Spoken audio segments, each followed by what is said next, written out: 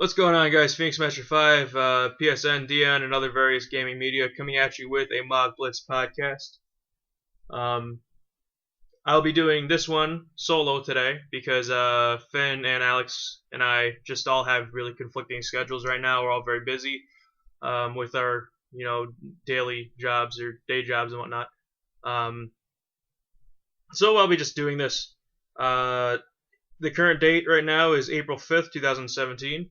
So, the Opus II set launches in a couple days. We're hoping to have all the elements discussed and whatnot and on YouTube by before the date, but just because of our schedules, it doesn't seem like that's going to be the case. So when we dissect lightning or water and light and dark afterwards, it'll probably be more of a rating system on first impression, and then we can kind of talk a little bit more about how it's been going with a little bit of play testing and hands-on experience with them. So for now, anyways, without further ado, we will get down to the Earth element. Starting off with Dark Knight, which is a 4-cost Earth forward with 5,000 power, and he reads for each point of damage you receive, Dark Knight gains 1,000 power. So this is literally just a bigger version of the 2-drop Dark Knight from Opus 1, just with, instead of 3k power, has 5k power. So it could be at most an 11k beater versus the other Dark Knight, which would be a 9k beater. So, I mean, it's okay. I can definitely see a Knight deck being made with Ice Earth or Water Earth. Probably Water Earth because you can have that Knight from Water that says when a party's up, the thing's partying up where they don't receive damage. So I can just see that being very abusive, where you would pair it up with this Dark Knight or the other one when you have high damage and go in for it. Actually, to be quite honest, if you got Fusoya, which we'll talk about in a few more videos, you damage yourself to burn something for 7. Then you can have Cecil trigger, and then you also have an extra damage that gives a 1k buff to your Dark Knights. So I feel like that actually might be the route to go. Oh my god, especially because if you did Water Geomancer, you could scry one to make sure that's the damage you want, so you could actually maybe resolve an EX at the same time. So just so you know, anyone wants to build Earth Water Knights, you have my stamp of approval for what that's worth. I give this 4-drop Dark Knight a solid 3.5 out of 5. It does what it's supposed to do. Dropping it late game will be excellent. It's very good in a vacuum, which I finally figured out what the hell that means. So, I don't come from a Magic background, so I just, whenever people say in a vacuum out. Anyways, moving on. We have a 3-drop Warrior of Antiquity, which is a mannequin. And for each point of damage you've received, Warrior of Antiquity gains 1,000 power. Oh, this is Bad Gibranth. This is Bad Gibranth. So when Bad Gibranth receives damage, or when you receive damage, Bad Gibranth gets 1,000 bigger. When you receive 6 points or more, put Bad Gibranth into the break zone. So this is a cheaper Dark Knight, the one that we just discussed. The only drawback is once you hit 6 damage, he dies. So you have to be a little bit careful with him.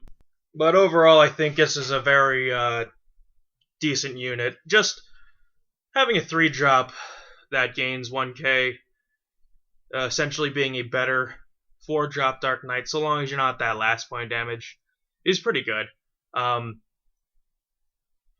course, it's a mannequin, so you can definitely see it have play in mannequin decks for the tribal feel. But if you want to do it in this Earth Water Suicide Knights build that I just randomly dropped, you can totally do it. It'll be perfectly fine.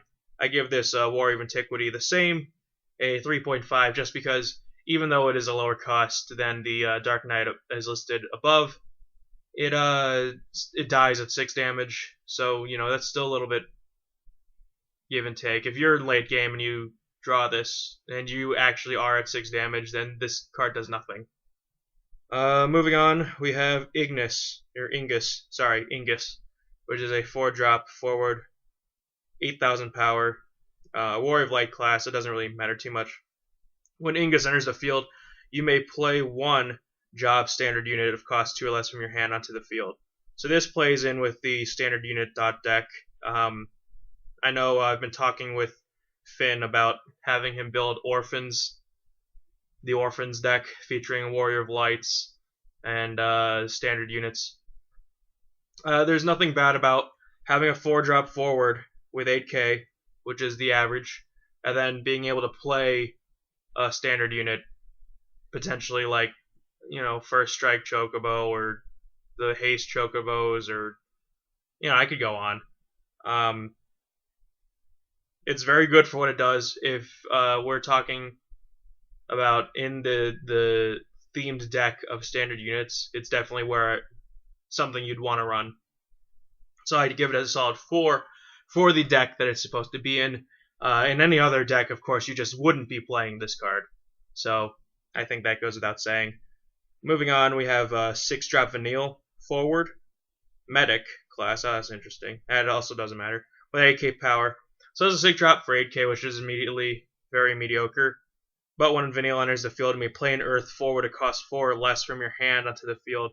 And that's where it gets fixed. So this is effectively an 8k that can cost as low as 2, because you can play a 4-drop from your hands of the Earth element, anyways. So if you're running mono Earth, it doesn't actually matter. Or if you're even playing dual color and you just happen to have something, it doesn't matter. I like it a lot because of the fact that it's a 4-drop or less. I think this is one of the first that does that of that high of a cost. So, getting a free guy effectively is pretty nice. Or rather, paying 6 to have 2 bodies, including guy. No issues by my end. You could even do the cheeky thing if you're running some gross Earth deck with Ingus and Vanille, where you drop the Vanille and you drop the Ingus, and then that will inadvertently let you drop a standard unit, which is most likely going to be an Earth. If you did mono Earth or something. I don't even know where I'm going anymore, but I like this card. I think it does a decent job at bringing the aggro on, or at least building a wall, which is what a lot of Earth wants to do. They want to build an oppressive field more than anything. They're not as much about like main phase traps as they are about combat tricks and having the advantage in combat. I'm not sure. Anyways, this Vanille, after rambling long enough, gets a solid 4 out of 5 for me. I see the potential in it. And like I said, there's nothing bad about having 2 8k bodies or more. You could resolve like the Vanille in a guy, or a Vanille and, for whatever godforsaken reason, a Deleta to destroy your Vanille. I don't know. Moving on. We got Vincent, 4-drop, 8k. This is the good one. Yep. This is the legendary, first legendary. Vincent cannot be broken by opposing summons or abilities that don't deal damage. So you can't Odin it. You can't 4-drop Odin it, and you can't 7-drop Odin it, which is hilarious. And then you can't Strongest Sword it. Lightning essentially can't do much. Like half of their game is gone against this card. The other half being, small burns. Singular burns, rather, I guess is the best way to put it. And then it has a special ability called Death Penalty, which is S, 5 crystal points, and dull. Choose as many forwards as you want, with a total cost of 7 or less, and break them. So this card is absolutely fantastic. I don't want to say it's the best card in the game, or in this set. It's a far cry from the best card in the game, in my opinion. But it does a great job at clearing the way, and effectively, it's the type of removal that Earth somewhat needed. Not as much because of Shantoto and derpy Cecil plays and Mustadio, but this is a much more direct way to answer boards, and I kind of like that a lot. It makes running other Vincents a little more beneficial too. I don't see many Earth builds where you'd have the on attack deck gain first strike, and then the one that just burns something for 6. So this will definitely put Vincent's on the map, as well as like Theme 7 decks on the map. I give this Vincent a solid. I think I gotta give it the. I don't know. I give it a 4.5. A 4.5 because I still see that it can clearly be burned out. It has 8k power. It can just be out battled also. Just normal things can just kill it. I don't know. And it doesn't have like First Strike or Brave or Haste or any like trait necessarily. But aside from that, I think it is an excellent card. Don't get me wrong. It is an excellent card. Moving on, we have another Vincent, 4-drop, also, let's see here. It's also a 4-drop with 9k power. So when Vincent attacks or blocks, you may pay 2 crystal points. If you don't pay 2, Vincent breaks after the attack or the block and doesn't deal any damage. Ooh. When Vincent attacks or blocks, choose one forward and deal it 4k. I like this one. I think he's really tricky to work with. Granted, you don't have to block with him ever, really. And you can always just have him down as a wall of sorts, a 9k wall that's just there as just like a safety measure. You're not going to be playing this Vincent, to be honest, if you have the death penalty Vincent and the promo Vincent, which we can talk about another time. So, I mean, this is a good secondary Vincent for sure. I think I like the idea of having the 3-drop or the 5-drop from set 1 a little bit more, just because there isn't that much of a harsh drawback if I had to play it in a vacuum per se. I'm going to fucking abuse that term for the rest of the fucking podcast, I swear to God, in a vacuum. But yeah, it's not great. It's nice to have as a security blanket and nice to really push the button if you are able to afford it. In Mono Earth, you're not going to have a problem. Well, hold on, it says Earth CP or just normal CP? No, just 2 CP in general. So, I mean, if you're at a surplus of cards, then by all means, you know. Solid 3 out of 5 for me. Moving on, we have Ormi, which is a 2-drop forward, 5k power. The name Logos and the name LeBlanc you control gain 2,000 power. At first glance, you're like, okay, this is an alright card. But we gotta see where the combo goes.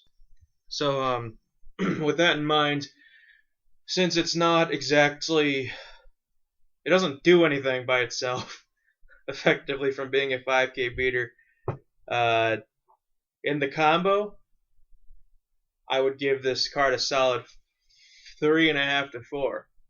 By itself, a 1. Because like I said, it's just a beater if it doesn't have anyone with them. But that's not the point of playing him, though. You do open up your combo by playing this or the other one, I believe. At least that seems like the smartest idea when possible. Moving on, and we'll talk about the combo, you know, several cards from now. Moving on, we have Carbuncle, which is a 3-drop summon. Now, you choose one summon targeting a character you control and cancel its effects. So this is effectively a counterspell. One of the first counterspell summons that we have, if not the first, from my recollection. Like, the only thing that can actually counter summons from my remembrance is just the 3-drop summoner from Ice, which is an Ice and then break it to negate a summon, effectively.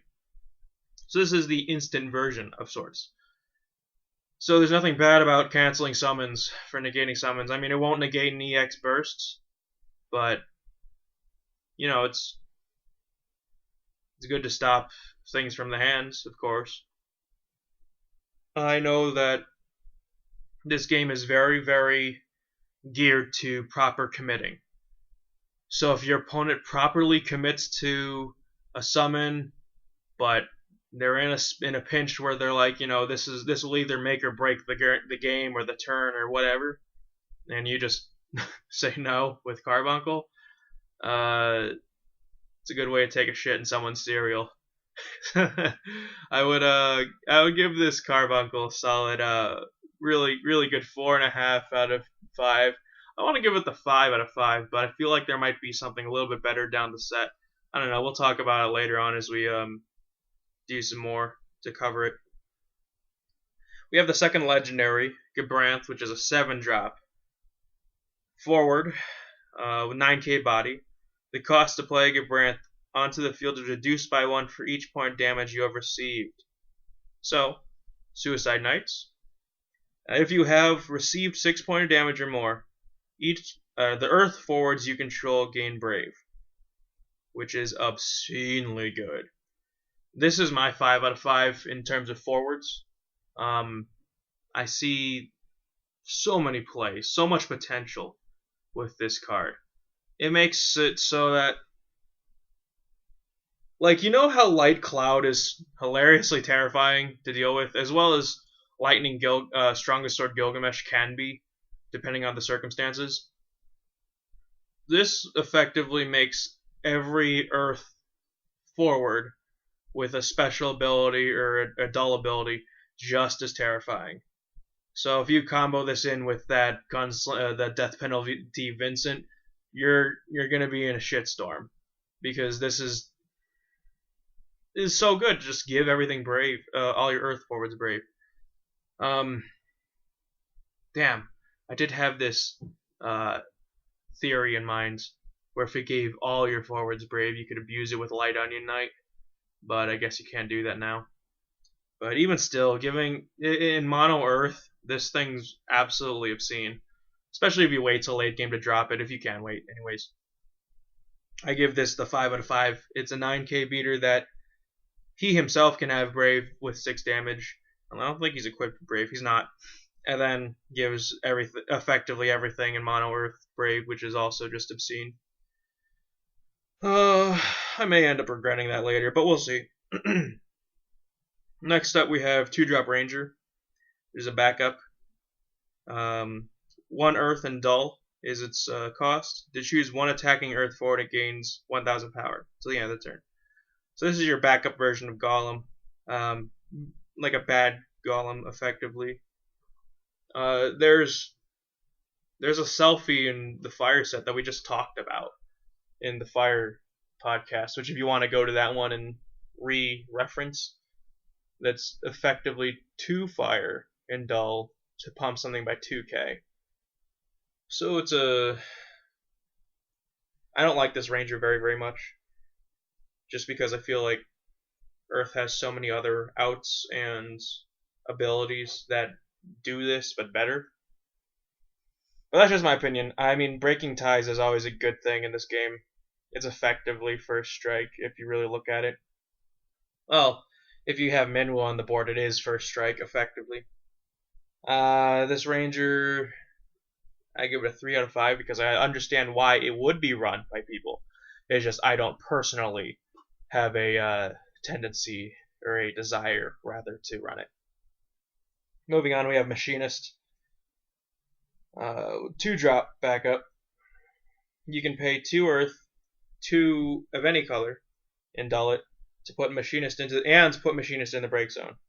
So it's a cost of 5 effectively. And you're losing Machinist. Choose 1 dull forward of cost 4 or less and break it. Well, that's actually really good if you ask me. This is a Mustadio effectively that doesn't have any X. And you lose it afterwards instead of keep it. So I think it's give and take. Since it's a 2-drop backup, I'm much more inclined to play it than not to. Anyways, I think in a mono Earth this would be wonderful to run 2 or 3 of, and just like if your focus is to play the control game or the long game, to just have tons of backups ready, or at least, I mean, I feel like if you had 3 backups consistently on the board, including Machinist, you'll be fine with this card. I give it a 4 out of 5 because it breaks a lot of things in this game. A lot of things are 4 or less, and it's crazy. and it does what Mustadio does effectively. So, what's bad about having more removal? The only um, condition is it has to be dull. I mean, run this in Ice Earth Control and you have a real problem. Next, we'll move on to Logos, part 2 of the 3-card combo that we were talking about earlier with Ormi. Logos is a 3-drop forward with 7k power, so it's on average. Ormi's on average and Logos is on average. And the card name Ormi and the card name LeBlanc you control gain 2k power.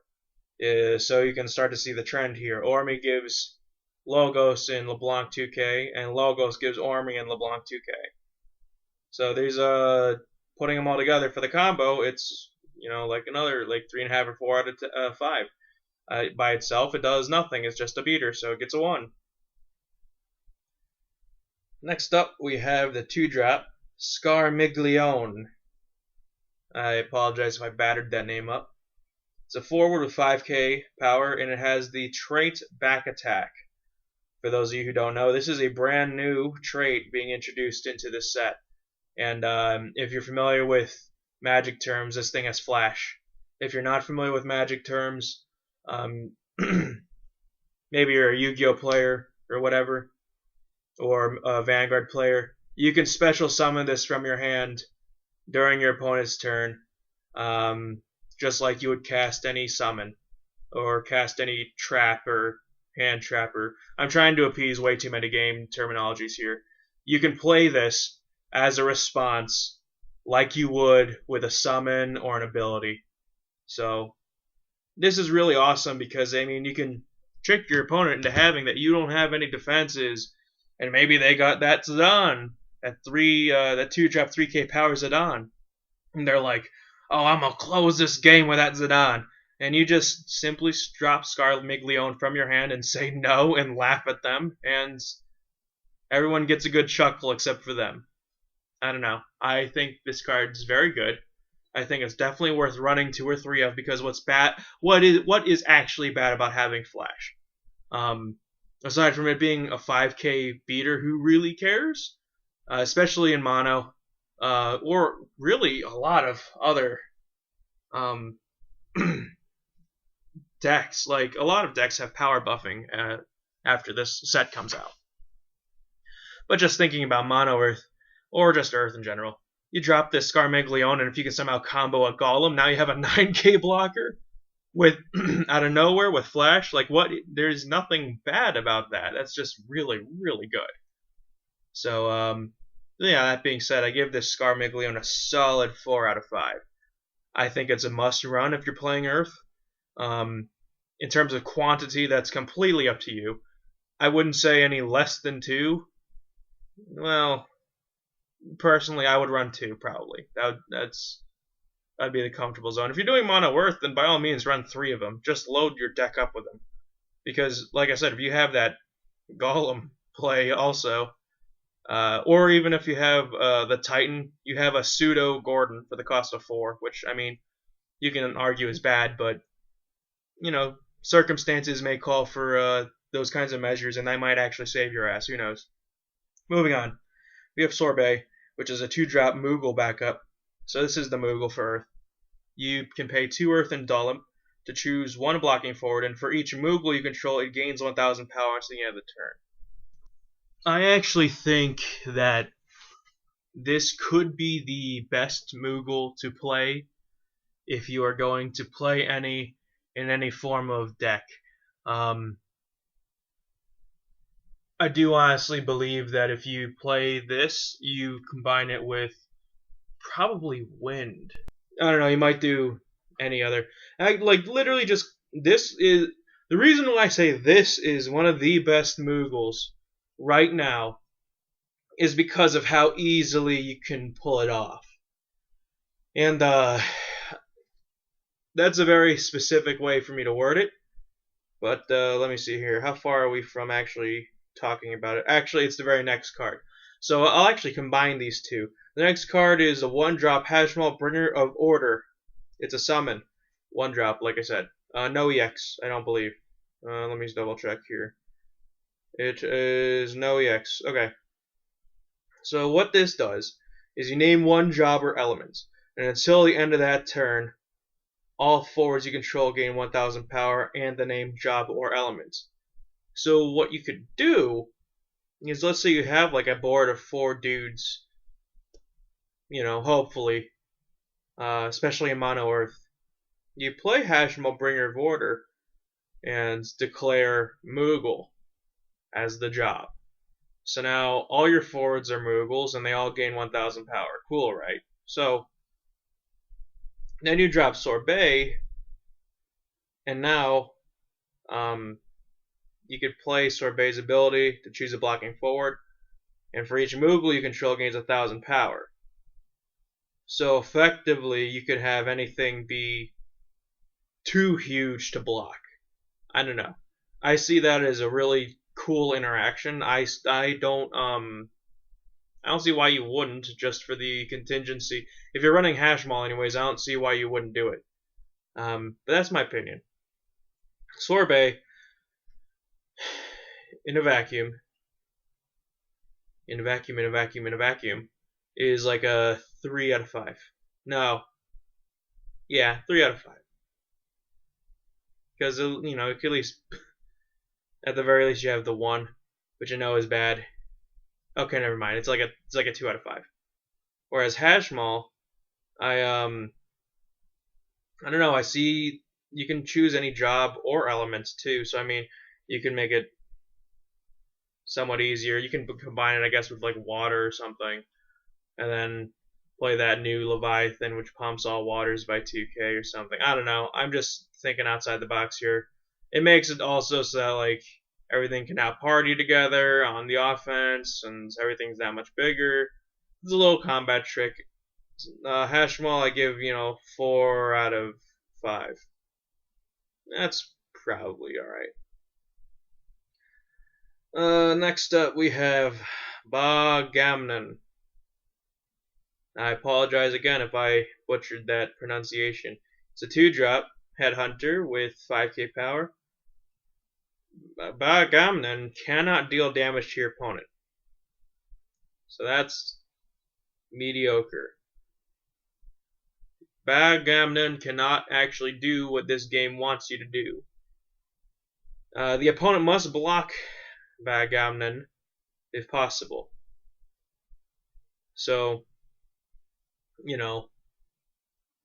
I guess the trick here is to run it in fire or something. The thing that's bad about it is it doesn't have first strike either. I mean, I guess it would be too good if that were the case. You might want to make it a 3-drop if that were the case.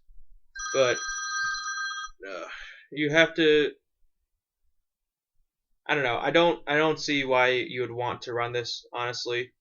But that's just my opinion. I don't see it being good in many cases, like in a vacuum or anything. In a vacuum.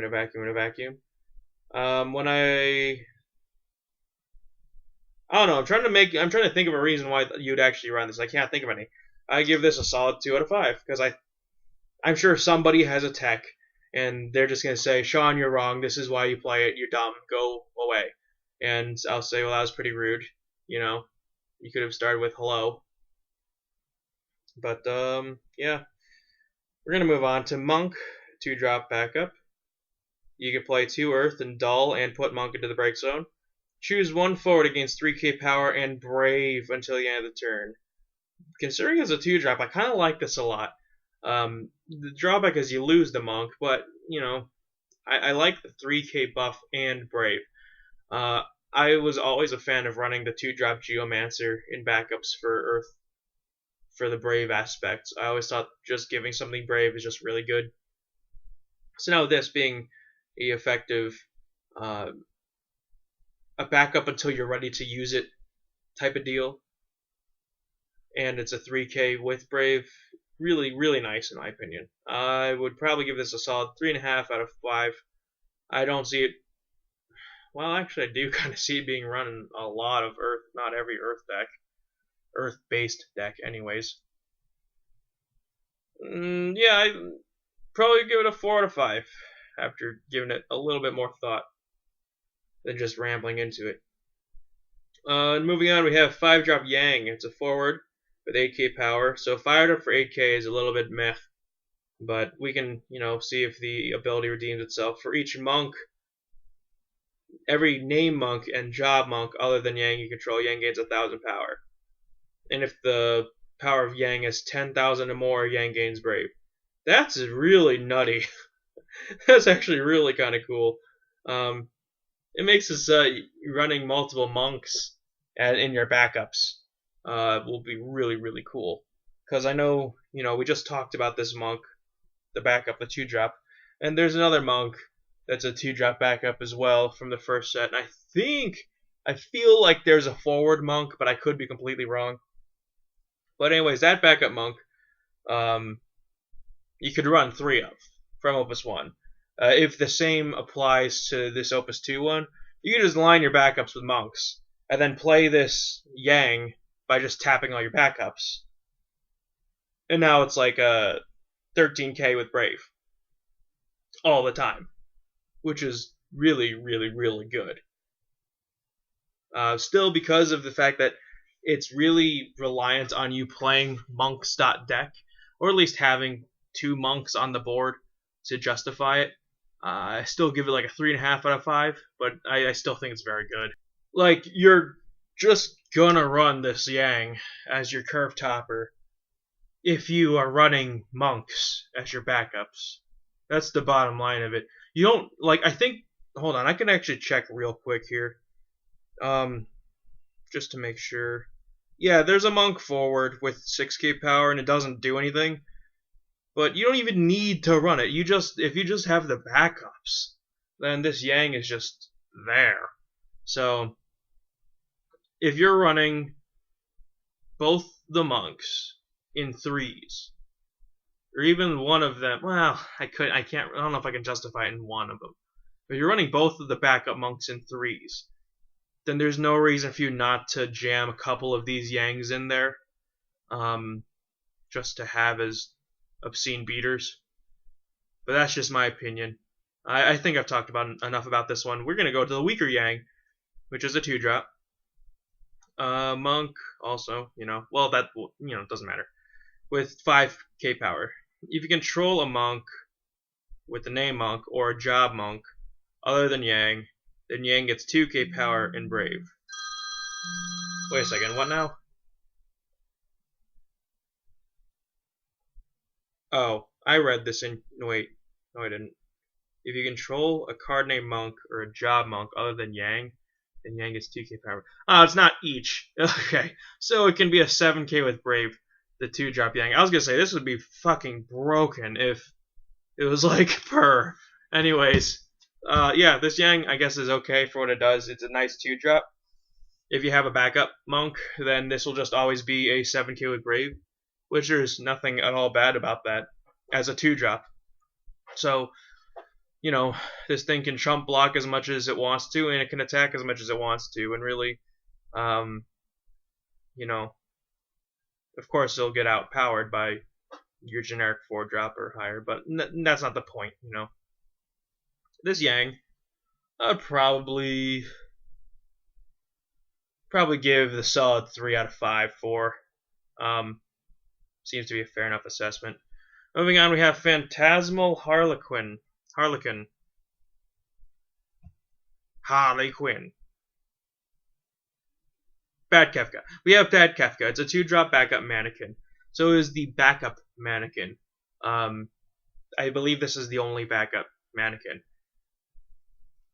Its ability is dull, and you can choose one job mannequin you control, and it gains 2k power to the end of the turn. When it is put from the field to the break zone this turn, break all the Phantasmal Harlequins you control. Because you can run up to 3 on the board. All the mannequins are like that. So the way this is worded, I believe it's referring to when the thing you buffed dies, so do your Phantasmal Harlequins. Which, that's a little bit bittersweet. That's kind of a tough pill to swallow. But if you think about the 2k power buff with, the bad Ject, for example, which would become a 7K if your opponent controls 2 or more forwards. Or like, I don't know, Fleeting Flash, which I think gains power. I know the bad Tidus gains power too. At any rate, we're dealing with mannequins that can get up to 8k power on average because of the new X Death, which we'll talk about in the Lightning set. But you combine it with this Phantasma Harlequins, you have consistent 10k attackers or 9k attackers, and there's nothing bad about that. Not in this game, anyways, where there's a lot of where the power really does matter by increments of 1,000. You know, running it in a mannequin deck would be beneficial. I believe you'd probably want to run 3 to maximize the potential of it, of buffing something by up to 6k, or buffing multiple things by 2k, or one thing by 4, and another. You get the point. And plus, it'll add to X Death's power, and you know, there's nothing bad about it really. I mean, aside from the fact that what you're running the risk of, if the attacking thing does happen to die, even blocking thing. If the thing you're boosting just happens to die, so you lose backups, and that's always kind of a really sour feeling. But I think that's kind of the risk you're willing to take, so long as you're willing to pump something. So I mean, I give this a solid. In a mannequin deck, it's a 4 out of 5. I think you have to run it. Maybe not, but I don't see why this is bad, because the cost is so low to activate it. And like I said, with how these mannequins will behave, you know, they're gonna get up to 9k, 10k. If you combine multiple Harlequins together, that only gets stronger, and that's not a bad thing. Moving on, we have 4-drop Raban, which is a backup. It has EX Burst. When Raban enters the field, choose 1 forward you control and 1 forward your opponent controls. And the first one deals the second one damage equal to its power. so it's kind of like a first strike without actually conducting combat, which is pretty neat, and a forced strike. We're going into like Yu-Gi-Oh! In Vanguard territory with this card. I like it a lot, especially since it's an EX Burst. You get free burn damage against your opponent's forwards, which is really, really nice. I just see the potential in doing this in Mono Earth. I'm going to be talking about Mono Earth a lot just because that's the deck that my girlfriend has right now for Opus 1, and I'm just looking at it in the perspective of how this can benefit Mono Earth. You know, you're gonna run like a Crow in those mono decks, or even in like Winds, you'll have that extra 1k buff with Maria for your board, and just dropping this and having something just damage something for 8 to 9k is obscene. In Earth's cases, since the bodies get so quote unquote like huge, like it's just good burn. Really good burn. I like it a lot. I give it a solid 4 out of 5. Maybe 4.5 out of 5. I think you have to run at least 2 of these guys. Maybe 3. You know, you want to kind of be careful about constructing your backups. You know, you don't want a lot of them with too high of a cost, you know. But run 2 or 3 of them. Test it out anyway. See how you like it. Moving on, we got Forward Rydia. 3-drop. 7k body. You may use Rydia's ability by discarding an Earth Summon instead of discarding Rydia as part of the cost. Guy Hammer, which is S or Summon, Earth Summon, 3 Earth and Dull. Deal 7k to all forwards. Oh, of all elements except Earth. Well, that's a little less good. If you're in the mono, or not in mono, if you're in the mirror, this card does nothing. But if you're playing against anything else, 7k to the board, really, really good. Really, really good. Now, I will need some clarification because I have not actually investigated. With her, you may use Rydia's ability by discarding Earth Summon instead of Rydia as part of the cost. I believe since it says as part of the cost, it just means replaces the S, then you still have to pay the 3 Earth and Dull. but I could be wrong. If somebody who has access to this card has been playtesting with it, want to confirm that with me in the comments below, by all means, please do so. But being a forward that deals 7k to the board effectively is not bad at all, and the fact that you can use an Earth Summon to replace the Rydia at the very least, to have that ability trigger way more frequently is also really, really good. 4.5 out of 5. If I would give it the 5 out of 5, but I feel like I really like the Gabranth ability much more. And you can peg me all you want about it. I like it more than the Rydia. And I know that will actually probably sprout up some controversy. I'm sure there's other people who just much rather prefer this Rydia. Moving on, we have the 4-drop Rydia, which is a backup summoner. That doesn't matter. EX Burst. When Rydia enters the board, choose one Earth Summon in your break zone, add it to your hand. So, I love that card. I love this card. I love the recursion it provides for you. There aren't many things in this game, or maybe any things in this game that bring back summons. I'm trying to remember, trying to think back, and I can't think of anything.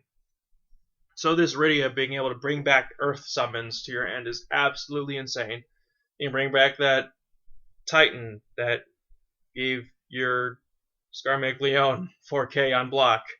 You can bring back that Carbuncle that just negated one of their summons. Or like if they dropped, if they dropped to the 6-drop Army of 1 Lightning and they search down Nodin, and you're like, shit, I don't have my Carbuncle anymore. Well, now this Rydia says you do. So good for you. You have a counter. Oh my god. Sorry about the alarms, everybody. Let me think about the other potentials. You could dig out Titans. You could dig out Hecaton shares. Hecatonkie. I don't know. Somebody spelled the phonetics for me. You just have a lot of options with this 4-drop Rydia. I will go back to the mono argument again. If you're running mono Earth, you just can bring back any of your summons. And what's bad about that, really? And then lastly, to actually end the Earth, we have LeBlanc, which is the 3rd piece of the puzzle from Ormi and Logos. It's a 4-drop. It has 8k power, and it has Brave, which is immediately good.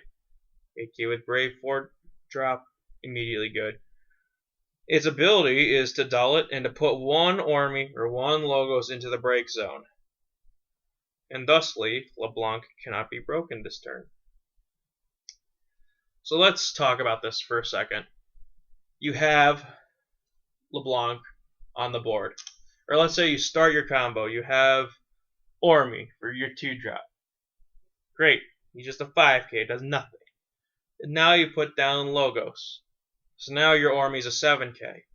And that Logos that was a 7k is now a 9k because of Ormi.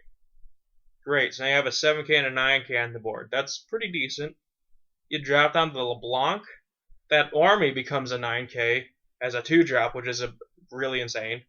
You have a Logos, which is now an 11k, which is obscene. And now you have LeBlanc here with Brave with 12k power consistently. This is the power of the LeBlanc Syndicate. And it's amazing. I think it's a really fun combo. I'm so eager to test it out when this set drops. And then if you do Mono Earth, I'm Mono Earth, Mono Earth, Mono Earth, you play Anna Crowdown, and now everything's just 1k bigger. Ormi is a 2-drop with 10k power. Logos is a 12k, and LeBlanc is a 13k.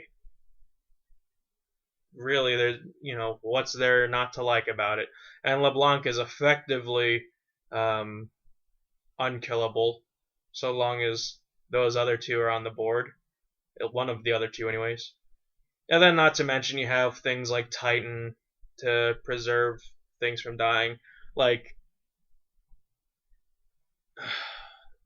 I'm gonna have to look up how it's worded. Actually, no, Titan doesn't protect the cost, from what I remember, because LeBlanc puts something into the break zone, it doesn't just break it. So, that LeBlanc paired with the Ormian Logos is another 4.5 out of 5. And since I didn't give a 5 out of 5 to any backup or summon, I'm going to go back right now. I'm going to say Carbuncle gets that 5, because what else actually deserves the 5? I think Robon would be a very close second, but Carbuncle just negating summons is just really, really good. Negation is not frequent, not common in this game, and it being introduced in Earth is really insane.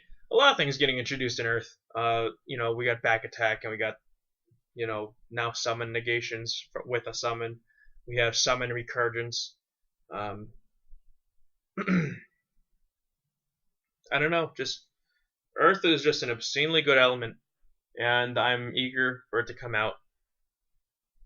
I think it'll be splashable in a lot of things, combined with the things we currently have.